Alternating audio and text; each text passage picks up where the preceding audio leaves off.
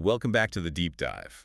Today, we're opening the gates to Manaheim Academy, but we are actually walking right past the dueling grounds. Right, ignoring the high-tech labs with the bubbling vats and all that. Exactly. We're ignoring all the flashy stuff and going somewhere that, on the surface at least, looks a bit quiet, maybe even a little boring if you're looking for explosions. Which most people are at a magical academy. Fair point.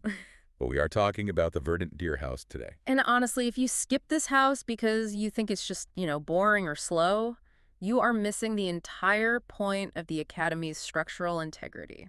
That is exactly what the source material suggests. I think the common perception, and we see this a lot in the student forums and the general lore, is that the Verdant Deer are the campus hippies. Oh, for sure. The nature lovers. Yeah. You see the moss on the castle walls, you see students napping in the sun, maybe braiding some flower crowns, and you think, okay, this is the soft house. This is where you go if you just can't handle the pressure. Right. It's the Hufflepuff effect, for lack of a better term. Hufflepuff effect, yes. But when you actually dig into the sources, the architectural philosophy, the dietary charts, the psychological profiles of the students, that assumption completely falls apart. In fact, it's kind of dangerous. Dangerous how? Well, the sources describe the verdant deer not as the decoration of the academy, but as the keel. The keel. The keel. So if you know anything about nautical engineering, the keel is that really heavy longitudinal beam at the very bottom of a ship. It's underwater, you never see it. But it's doing a lot of work. It's doing all the work. It's the counterweight that keeps the ship from capsizing in a storm. So while the Crimson Tigers are out there being the sails catching the wind and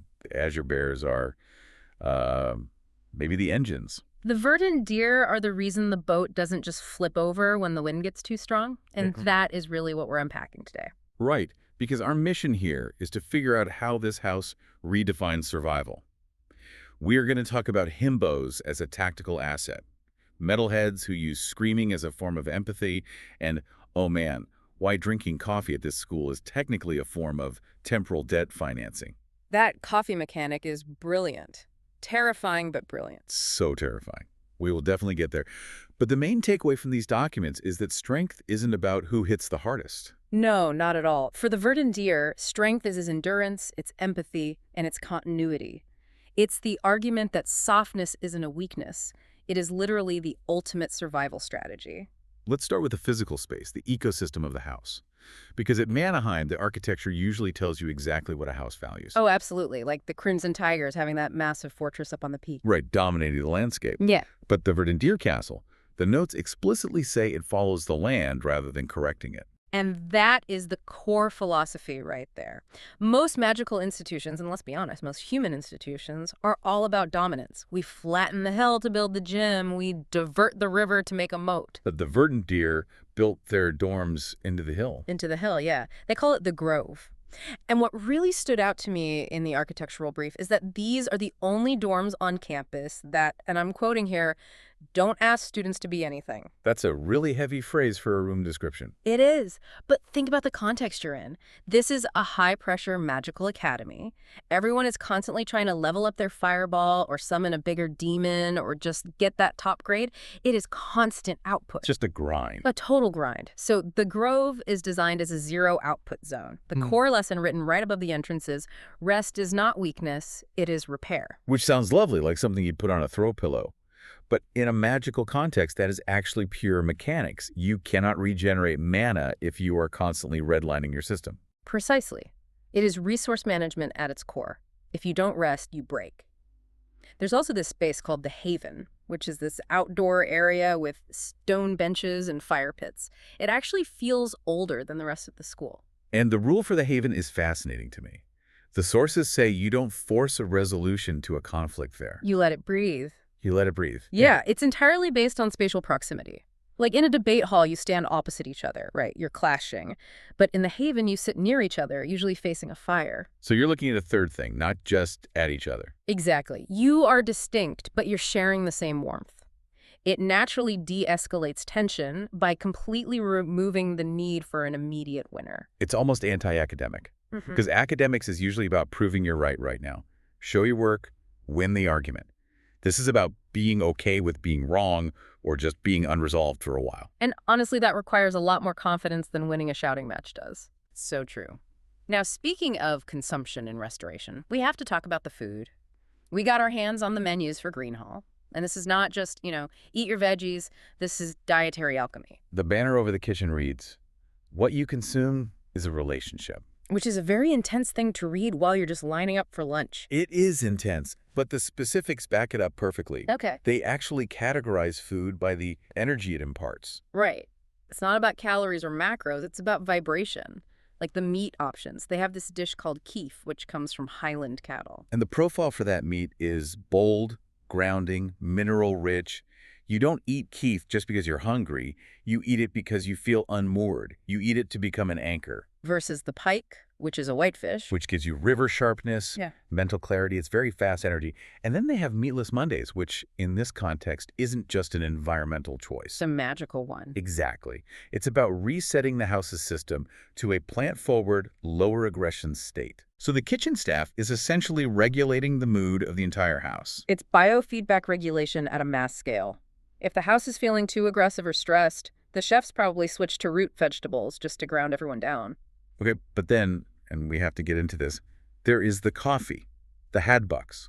Oh, the Hadbook situation is my absolute favorite detail in this entire stack of document. I was reading the mechanics of this, and it just felt too real. Usually, in games or fantasy settings, coffee is simple. You drink it, it restores your stamina, boom, you're good. Yeah. Here, the source material explicitly says coffee accelerates cognition by pulling energy from the near future. It is literally alone. Alone, you get a +2 to focus right now, but you take a -2 to focus in the next time cycle.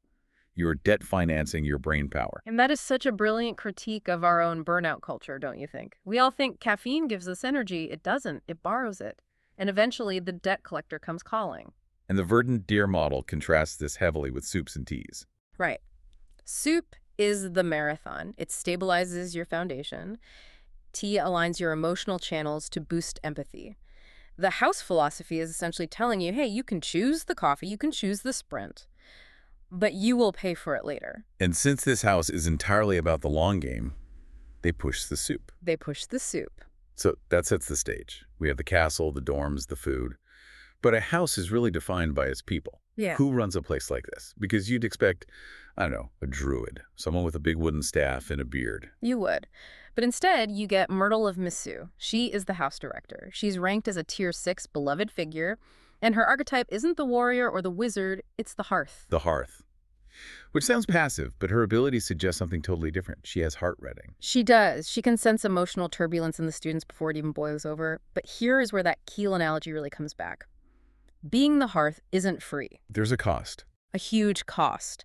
The notes describe her sitting alone at the end of the day, just drinking tea in silence, because she absorbs the sorrow of the students so they can move lightly. She's a filter. She is a toxic waste filter for emotions. She takes in the anxiety, the fear, the teenage angst, and she processes it internally so it doesn't poison the house. That is an immense physical and magical toll. And that theme of absorbing the cost seems to trickle down to the student leadership, too. Look at Bannock McBain. The captain. He totally looks the part, too. Mustache, neat blonde hair, maniball center. He looks like the guy they put on the recruitment poster. He is reassurance given human form, but the MIAG analysis, that's the magical intelligence group, points out the hidden strain he's under. Bannock fundamentally believes that leadership means never showing exhaustion. The notes actually say his greatest fear isn't collapsing, it's causing a collapse. That is a critical distinction. He isn't afraid of getting hurt himself. He is terrified that if he shows weakness, everyone who relies on him will panic. He feels like he's holding up the ceiling. If he cracks, the room caves in. Exactly. So he carries that weight entirely in silence. It's a noble thing to do, but it is also a recipe for a massive internal crisis. And then you have Valerie Magnotti, the coach. Now, she is an absolute unit. Athletic score of 8, focus 8. She plays man-ball offense. She could have easily been in the Crimson Tigers, which is the jock house, the aggressive house. But she actively chose the deer, and that choice tells you everything you need to know about the house philosophy. The Tigers train to dominate. They train to win the fight today. But Valerie values endurance. Yes, she isn't training to win the match. She's training to be the last one standing in 10 years. Her whole philosophy is training to last. It's a very different kind of toughness. It's the difference between a sprinter and an ultra-marathoner. Exactly. One is flashy, but the other is inevitable. So we have the leaders who fit the stable mold. But looking through the student files, there are some profiles that really break that soft nature lover stereotype. The sources call them the unexpected deer. And this is where the house gets really interesting. Because if it was just people watering plants all day, it would be pretty one-dimensional. But it's not. Take Leah Wiskethith. We've got a punk girl here. Purple and green hair, heavy boots, looks like she is ready to start a riot in the library. Visually, yes. But look at her behavioral notes. She is unfailingly polite. The source says her punk aesthetic is armor against invisibility. Armor against invisibility. I love that. It's so perceptive. She dresses loud so she cannot be ignored. But inside that armor, she is actually creating sanctuaries for other people. She's a protector. So the spikes on her jacket aren't to hurt you. No, they're to keep the world at a safe distance so she can actually do her work of caring for others. And then there's Phoebe Turner, the metalhead. Yeah. She is a screamo vocalist in the Nature House. You'd think she'd be kicked out for noise complaints on day one. You really would think so. But it makes perfect sense psychologically. The verdant deer feel everything. They are a high empathy group. And if you feel too much, sometimes a whisper just isn't enough to get it out. You need to scream. So the screaming is therapeutic. It's a release valve. Phoebe processes her empathy through distortion. The notes say she doesn't fear volume. She fears intimacy without a mask. The screaming lets her express raw emotion without having to explain it politely to anyone. That is wild. And that brings us to Briar Wood, the heretic. She's studying demonology. That feels like the hard opposite of the verdant deer vibe. Nature versus hell. It definitely feels that way on paper, but listen to her reasoning. She studies demons for harm reduction. Harm reduction applied to demons. Yes. Her view is, fear is useful, but only when understood. She is not summoning demons to conquer the world or grab power. She's learning their biology so she knows how to contain them safely. That is empathy as strategy. Exactly. I need to understand the monster so I don't have to fight it. That is incredibly smart. It's not avoiding the darkness, it's mapping it. Right. And then you have Sam Chiro, the rebel. Non-binary silver lavender undercut. Sam is fascinating because they use identity as architecture. What did that mean in this specific magical context? Well, the verdant deer is fundamentally about what is. It's about truth. Sam is insisting on existing without constant translation. In a world that desperately wants to put you in a box, boy, girl, wizard, warrior, Sam is saying, no, I am what I am. And that fluidity is actually very nature-aligned. Because nature doesn't adhere to rigid human categories. It never has. Okay, moving on to a group I personally identify with, or at least I really wish I had them around me. The vibe stabilizers. These are the people who keep the emotional temperature of the room from boiling over. Every social group has these, even if they don't have a formal name for it. This is the emotional immune system of the house. We have to talk about Bobby Jasmine, the gentle giant. Bobby is the guy who makes the joke right before the fistfight breaks out. He holds space, but there's a real tragedy there, too. His file mentions a deep fear. If I'm not funny, am I replaceable? Wow. He's trading entertainment for safety. He feels he has to earn his spot by keeping everyone else happy and diffused. Which is incredibly exhausting work. And then, okay, Fernando Pizzi. The source literally labels him the himbo. I absolutely love that the official dossier uses that word. It's used with so much affection. But it is also a tactical designation. Fernando naps all the time. He forgets his schedule. He gets distracted by stray animals. But the analysis makes a point to say he isn't empty-headed. He is open-hearted. The notes call him pure comfort. He is. But looking deeper, his naps are an avoidance mechanism. He's afraid that if he stops being just pleasant, like if he tries to be smart or competitive and fails, people will realize he's not useful. He's terrified of disposability. Exactly. So he leans hard into being the soft, safe himbo because it's a role he knows he can succeed at. It guarantees his place in the house. Then there's Lyle Costa, the slow burn. In a school where speed is everything, fast casting, fast flying, Lyle just refuses to rush. And that makes him a massive stabilizer. When everyone else is panicking and moving at light speed, Lyle is just moving at his own pace. He proves that greatness can smolder before it flares. He anchors the room just by not freaking out. And Carter Vobbs, the prince. Extremely wealthy family, Crimson Tiger parents. He is practically magical royalty. But he's here, in the Deer House. And he has massive imposter syndrome at a hereditary scale. He wants to be admirable, but he wants to earn it for reasons no one assigned him at birth. He doesn't want to just be admired because of his last name. That's a heavy burden for a kid. Trying to build an identity completely from scratch. when everyone already thinks they know exactly who you are? It's a very verdant deer struggle, though, finding your own root system. Now, we're going to get a little weird. We are heading to the edges of the map, the liminal and the mystics. These are the students who seem to be operating on a totally different frequency than the rest of the school. Every ecosystem has its edges. These students live there. They are the ones who interface with the things the rest of the school just ignores. Take Bonnie Winters, the Wanderer. The notes say she experiences time non-linearly.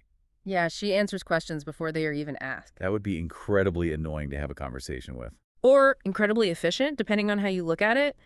She's not confused, she's just seeing the whole timeline at once. It's disorienting for others, but for her, it's just how the world works. She really represents the house's acceptance of things we just can't explain. And Bucket Abreuvoir, the mermaid, raised in a French coastal village. She speaks in fragments because she doesn't want to dilute her meaning. Intentionally title, I just love that phrase from the source. In an academic setting, you are constantly forced to define everything. Define your terms, state your thesis.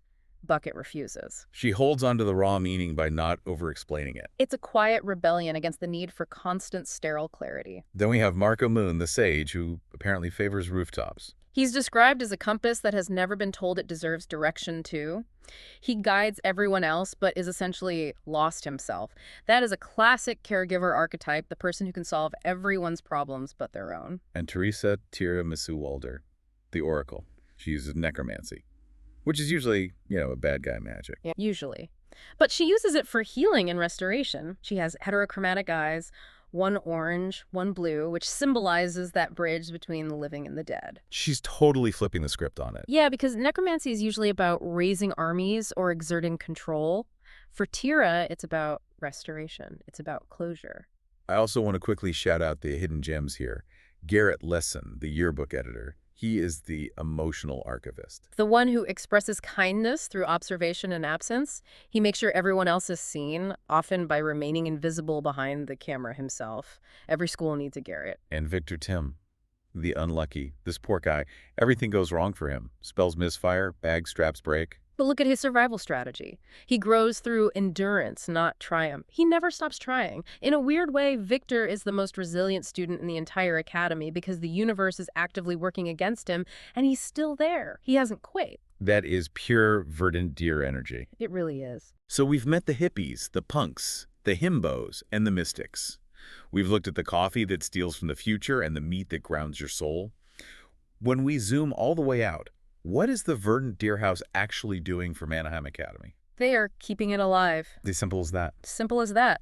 Look, the other houses, the Crimson Tigers, the Azure Bears, they are the engines, the weapons, the intellect. They drive the school forward. But engines overheat. Weapons break. Intellect snaps under pressure. And the Verdant Deer. The Verdant Deer aren't passive. They're playing the long game. There is a line from the Evergreens, which is their arboretum, that says, "What is tended endures." That is the thesis of the house. What is tended endures. In a magical world obsessed with fireballs and instant results, the Verdant Deer are the ones tending the soil. They are the ones saying, if we burn everything down to win today, where do we live tomorrow? It connects right back to that coffee mechanic, doesn't it? Everyone else is borrowing energy from the future. The Verdant Deer are the ones actually trying to pay back the debt. Precisely. They are the sleep, the food, the therapy, and the conscience of the school. They're the keel. You don't see them, but if they leave, the ship sinks. It really makes you think about your own life, because we live in a society that loves the all-nighter hero, the person who just pushes through no matter what. We do. We give awards to the people who sleep 4 hours a night and hustle. But the Verdant Deer suggests that isn't strength at all. That's just really bad resource management. Right. And here's the thing. If you don't schedule time for repair, your body will eventually schedule it for you. And it usually schedules it for the worst possible time. Usually right before finals, or a major presentation, or your wedding. Well, on that terrifying but incredibly necessary note, we are going to wrap up this deep dive into the quiet power of Manaheim. It's been a pleasure exploring the mossy castle with you. Thanks for listening. Go drink some water, maybe eat a vegetable, stop borrowing energy from next Tuesday, and we will catch you on the next deep dive.